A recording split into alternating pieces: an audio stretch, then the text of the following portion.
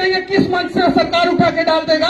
आज भी high court में मेरा 3-3 केस चल रहा है, आज अभी, और कब डाल देगा सरकार कोई गारंटी नहीं है। लेकिन फिर भी सरकार के आंखों में आके डाल के सवाल करता हूं कि यहां पे गलत हो रहा है, सरकार इसे सही करो और तुम्हें सही करना ही होगा, चाहे कुछ भी हो जाए। क्योंकि मेरे दादाजी के पिताजी यानी मेरे परदादा स्वतंत्रता सेनानी थे, मोतिहारी जेल में वो बंद रहे। मेरे दादाजी चीन के युद्ध में लड़े, पैरालाइसिस फालिस मार दिया। चीन के युद्ध में लड़ने के बाद जो है 4 बीघा जमीन भारत सरकार ने हरपुर में दिया, संपत्ति के नाम पे वही 4 बीघा जमीन है। मेरे दादाजी के 3 बेटा, 2 बेटा जो है मेरे बड़े पापा और मेरे पिताजी आर्मी में है। मेरे पिताजी आर्मी में जम्मू कश्मीर में पत्थर खाए हैं और उन्हीं का बेटा हूं। बहुत सारे लोग सवाल करते हैं, डर नहीं लगता है? काहे डर जाएंगे, क्यों डर जाएंगे? बहुत सारे लोग बोलते हैं कि मनीष कश्यप को बोलना नहीं आता है।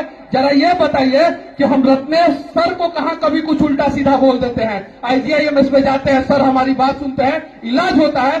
जब दूसरे अस्पताल में जाते हैं, जब इलाज नहीं होता है तो थोड़ा सा हार्ड बनना पड़ता है। तो मैं हार्ड बन के गुनाह थोड़ी करता हूं। अभी मुझे 50 फोन आया है इस दोनों नंबरों पे, 50 फोन, और हर फोन पे एक ही बात कहा जा रहा है, BPSC का पेपर लीक हो गया, BPSC का पेपर लीक हो गया। जरा सोचिए, जिस बेटा ने यह उम्मीद किया होगा कि हम इस बार DSP बन के अपने मां का इलाज कराएंगे, उसके सपने के साथ खिलवाड़ कर दिया लोग BPSC का पेपर लीक करके। और हर दिन पेपर लीक होता है, उसके लिए कौन है दोषी, कौन आवाज उठाएगा? मैं शुद्ध हिंदी में भी बात कर सकता हूं, लेकिन बिहारी टोन में बात करने के पीछे यह रीजन है कि नीचे बैठा हुआ वो मजदूर भी हमारी बातों को समझे और बोले मनीष भैया तो हमरे जैसन बोलत था, इसलिए मैं उस तरीके से बात करता हूं। बहुत सारे लोग, एक मेरे मामा थे, जेल चले गए थे। अब मेरा ममहर है तो बहुत सारे लोग मामा लगेंगे, उसके लिए मुझे टारगेट किया गया, लेकिन मैंने कभी किसी को जवाब नहीं दिया है। मेरे मां को गाली दिया गया है, मम्मी को, मेरी मां को। अब बताइए मेरी मां का क्या गुनाह है? अगर कहीं गुनाहगार मैं हूं, मैं गलती कर रहा हूं तो मुझे गाली दो ना, मेरी मां को गाली देने से क्या फायदा? दिया गया। बिहार का बुद्धिजीवी वर्ग ही बिहार के विनाश का कारण है, लेकिन कुछ बुद्धिजीवी लोग हैं। ये सर के बारे में शायद आप लोग नहीं जानते हैं, कितना लड़ते हैं ये IGIMS का भी बहुत सारा सिस्टम दुरुस्त करने के लिए। हाई कोर्ट से टकराने वाले ये सर हैं और हाई कोर्ट को निर्णय लेना पड़ा कि सर सही है। ये सर लड़के जो है ना नौकरी लिए है, आप लोगों को शायद नहीं पता होगा। अभी आज का मैं बात बता रहा हूं, एक ईमानदार डीलर को सस्पेंड कर दिया गया है, क्योंकि वो ईमानदार है, बेईमान होता तो नहीं सस्पेंड किया जाता। आज आरा का एक DSP को सस्पेंड कर दिया गया क्योंकि वो ईमानदार है, और बालू के केस में उसको सस्पेंड कर दिया गया, और जो बेईमान है वो वहां पे बैठे हुए हैं। तो क्यों नहीं हम लोग खड़े होते हैं, सुबह पेपर पढ़ते हैं और कहते हैं कि करप्शन बढ़ गया है, पेट्रोल डीजल का दाम बढ़ गया है, महंगाई बेरोजगारी बढ़ गई है। हम क्या कर रहे हैं? हम कहना चाहते हैं, जम्मू कश्मीर में मैं गया था, मुझे प्यास लगा और कश्मीर का इकलौता मंदिर जिसमें 12 महीना पूजा होता है, उसके अलावा कोई दूसरा मंदिर नहीं है, श्री शंकराचार्य टेम्पल, उसके अलावा कोई मंदिर नहीं है। मुझे प्यास लगा, पानी नहीं मिला, वहां पे मैंने 1.5 लाख का मशीन पहुंचवा दिया, और इस काबिल जो है आप लोगों ने मुझे बनाया है। पीछे मिशन नूर सराय हरियाली के लोग बैठे हुए हैं, हर महीना जो है ना मेरे सस्टक फाउंडेशन में पैसा डालते हैं, हर महीना मिशन नूर सराय हरियाली के लोग बैठे हुए हैं। ये चीजें करना होगा, हम लोगों को समझना होगा। मैं तो धन्यवाद देना चाहता हूं जुगल भाई को कि इन्होंने उन लोगों को बुलाया है जो सच में कुछ समाज में, ये विवेक विश्वास भैया, मैं बड़े भैया बोलता हूं, हमेशा भैया बोलता हूं, कभी भी आप लोग नहीं देखिएगा सोशल मीडिया पे फोटो डालते हुए इनको। हम लोग तो डालते हैं, हम लोगों को लालच है, किसी ना किसी चीज का लालच होगा, इनको कोई लालच नहीं है। और ये इतना अच्छा काम करते हैं, शायद आप लोग जो है इनको जानते भी नहीं होंगे, इतना बढ़िया काम करते हैं ये विवेक विश्वास। जानवरों मर जाता है, जानवर या घायल है, उसको उठा के जो है लेके आते हैं, इलाज करते हैं, खुद से इलाज करते हैं, और कभी सोशल मीडिया पे फोटो डालते हुए आप लोग नहीं देखे होंगे, कभी नहीं। तो इस प्रकार से बिहार बदलेगा अगर बदलने का बहुत सारे लोग बोलते हैं कि मैं नकारात्मक रिपोर्टिंग करता हूं, मतलब निगेटिव चीजों को दिखाता हूं। अब मैं बताता हूं निगेटिव चीजों को दिखाने से क्या फायदा होता है। मैं भारत का पहला ऐसा पत्रकार हूं जो नितिन गडकरी के मंत्रालय के सामने जाके रिपोर्टिंग किया और आज 56 इंच का सीना लेके यहाँ पे खड़ा हूं कि 6 year bank system Nitin Gadkari को लागू करना पड़ा, क्योंकि युद्ध से ज्यादा मौत जो है ना वो सड़कों पे होता है। और मुझे इसके लिए प्रेरणा देने वाले कोई और नहीं, राजीव रंजन भारती जो पीछे बैठे हुए मिशन न्यूज से हरियाली के, वो मेरे रूम पे आए थे और मुझे पूरा आंकड़ा बताए थे। राजीव भाई एक बार खड़े हो जाइए और उनके लिए ताली बजाइए लोग। उनकी बहन डॉक्टर है, उनके पिताजी डॉक्टर हैं, बहुत ज्यादा संपत्ति है उनके पास। वो चाहते तो वो वैसे रह सकते हैं, लेकिन रोज सुबह निकलते हैं, पेड़ लगाते हैं, रोज शाम को पेड़ लगाते हैं, एक साधारण सा जीवन जीते हैं वो राजीव रंजन भारती। ऐसे बहुत सारे लोग हैं हमारे समाज में, हम उनको इज्जत देना क्यों नहीं देते हैं? हम उनको इज्जत, हम इज्जत देते हैं बहुत हाई प्रोफाइल लोगों को।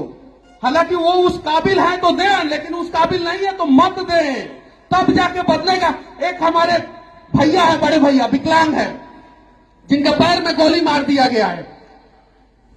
कभी उनके लिए हम लोग सड़कों पर उतरे? ना जाने किस मोड़ पे जो है हमारे भी पैरों में गोली मार दिया जाएगा, कोई गारंटी नहीं है। क्योंकि मैंने इतने सारे भ्रष्टाचारियों का जीना मुहाल कर दिया है। अगर आप लोग साथ नहीं बनेंगे तो फिर क्या करेंगे हम लोग? फिर हम लोगों के पास भी उत्तर प्रदेश चुनाव में मेरे पास 10 करोड़ रुपया कमाने का मौका था, लेकिन मैं भारत का ऐसा पहला पत्रकार हूं जो समाजवादी पार्टी के कार्यालय के सामने खड़ा होकर कह रहा था कि समाजवादी पार्टी इस कारण से हारी, और बीजेपी के जीत के जश्न में मैं सवाल कर रहा था कि बेरोजगारी पे आप लोग क्या करने वाले। बाकी किसी को हिम्मत नहीं था, किसी को हिम्मत नहीं था। तो ये करना पड़ेगा। इस बहुत सारे लोग जो है आगे आ रहे। हमारे ऊपर सच तक न्यूज के ऊपर अभी देश का सबसे बड़ा चैनल ने केस किया है, देश का सबसे बड़ा चैनल ने केस किया है। 3 अगस्त को सुनवाई है दिल्ली हाई कोर्ट में। हम लोग अपने से भी लड़ रहे हैं, दूसरे से भी लड़ रहे हैं, भ्रष्टाचारियों से भी लड़ रहे हैं। अगर आप लोग साथ नहीं खड़े होंगे तो हम लोग क्या कर पाएंगे? खड़ा होना पड़ेगा हमारे साथ, आदर्श आनंद के साथ, जुगल किशोर के साथ, रत्नेश सर के साथ, एम्स के जो ईमानदार डॉक्टर हैं उनके साथ, एसके झा सर के साथ, जो एनआईटी घाट पे जो है बच्चों को पढ़ाते हैं। इतना पढ़ाना आसान है क्या? नहीं, सरकार के टारगेट में है एसके झा सर, मुझे पता है। पूछे इसे टारगेट में है कि नहीं है सरकार के? क्योंकि बिहार का पूरा शिक्षा का पोल खोल के रख दिया है ये जो नदी के किनारे, गंगा नदी एनआईटी घाट के किनारे जो बच्चों को पढ़ाते हैं। ऐसे ऐसे लोगों के साथ लोग नहीं खड़े होते हैं। क्यों नहीं खड़े होंगे? और जब तक हम लोग ऐसे ऐसे लोगों के साथ नहीं खड़े होंगे ना, बिहार में बदलाव नहीं होगा। मेरे टी शर्ट पे देखिए क्या लिखा हुआ है, पूरा बिहार लिखा हुआ, पूरा बिहार। एक आईएएस, एक आईपीएस, एक रेडियो जॉकी, एक मजदूर, सब कुछ बिहार में है। सबसे ज्यादा काबिल लोग कहां के होते हैं? सबसे ज्यादा आईएएस आईपीएस कहां के होते हैं? सबसे ज्यादा डॉक्टर इंजीनियर कहां के होते हैं? सबसे ज्यादा मेहनती मजदूर कहां के होते हैं? और सबसे ज्यादा परेशान कहां के लोग हैं? क्योंकि हमारी परेशानी का कारण कोई और नहीं, हम खुद बिहारी हैं। और जिस दिन हम अपनी परेशानियों को बदल के जो है ना मजबूती में बदल देंगे ना, उस दिन शायद से हमारा बिहार भी आगे चल जाएगा। बहुत सारे लोग सर का भी आईजीआईएमएस में टांग खींचते होंगे। ये देखिए, ये एम्स के डॉक्टर हैं। पहले देखिए इनका ड्रेस, देख लीजिए, देखिए, समझिए। ऐसे ऐसे काबिल लोगों का सम्मान करना होगा। बताइए, आपको शायद नहीं पता है बिहार, बैठिए सर, आपको शायद नहीं पता है बिहार के बर्बादी का सबसे बड़ा कारण जो है बेसिक इंफ्रास्ट्रक्चर है। और गलती से एक सिविल इंजीनियर पत्रकार बना है। मैं सिविल इंजीनियर हूं और गलती से बना हूं मैं पत्रकार, क्योंकि मेरा लाइसेंस नहीं बन रहा था, इसीलिए मैं बन गया। और गलती से बना हूं, नहीं तो अभी मैं पुणे में होता किसी कंपनी में जो है ना प्रोजेक्ट मैनेजर था। मैं प्रोजेक्ट मैनेजर, सिविल इंजीनियर का सपना होता है प्रोजेक्ट मैनेजर बनना, सपना, ड्रीम। और मैं प्रोजेक्ट मैनेजर था और वहां से आया हूं। अभी तो मैं बहुत आगे गया होता और मेरी सैलरी कम से कम 2.5-3 लाख 4 लाख रुपया होती, छोड़ के आया हूं।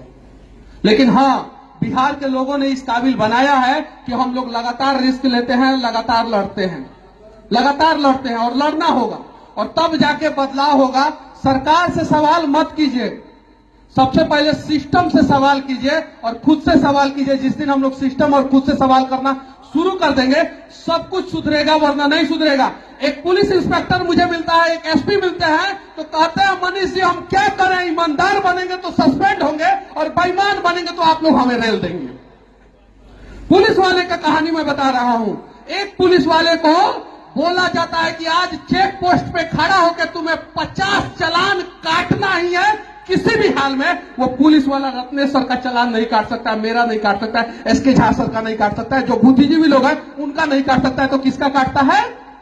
गरीब का। बोलता है कि थोड़ा सा लाइन इधर रहता है ना तो हम लोग फोटो खींच के डाल देते हैं, हो गया चालान। मजबूरी। तो उस सिस्टम को सुधारेगा कौन? आज मैं बाहर जाता हूं, साउथ में जाता हूं, तो एक नेता अगर भ्रष्टाचार करता है वहां का, तो 500 करोड़ के नीचे का भ्रष्टाचार करता ही नहीं है। और बिहार का नेता बोलता है कि तुम वीडियो, ये रियलिटी बता रहा हूं, वीडियो साहब आपके प्रखंड से 500 शौचालय पास हुआ है, पर शौचालय जो है आप 250 रुपया हमें दीजिए, यानी हगल का पैसा खाने वाला बिहार में नेता है सब। उस सिस्टम को सुधारेगा कौन? उस सिस्टम को हम लोगों को सुधारना होगा। अगर हम लोग नहीं सुधारेंगे ना तो बिहार नहीं सुधरेगा, और फिर बाद में जो है हम लोग कहेंगे कि बिहार सुधर ही नहीं रहा है, हम लोग बाहर चले जाएंगे। आज बिहार में जितने भी पैसे वाले लोग हैं वो अपने बच्चों को बिहार में नहीं पढ़ाते हैं। जो नेता बिहार का अपने बच्चों को बिहार के सरकारी स्कूल में नहीं पढ़ाए और बिहार के सरकारी अस्पताल में नहीं इलाज कराए, उस नेता को वोट नहीं देना है। कसम खाइए आप लोग, बिहार में बदलाव हो जाएगा।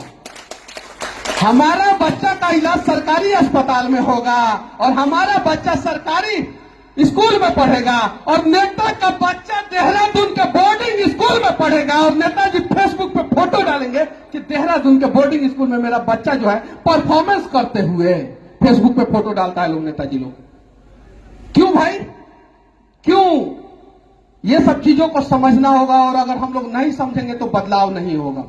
बस हम लोगों को भी निकलना है, और बहुत सारे लोग हैं, और बीपीएससी का पेपर लीक हुआ है। मैं आप लोगों से विनती करना चाहता हूं कि कम से कम बीपीएससी के छात्रों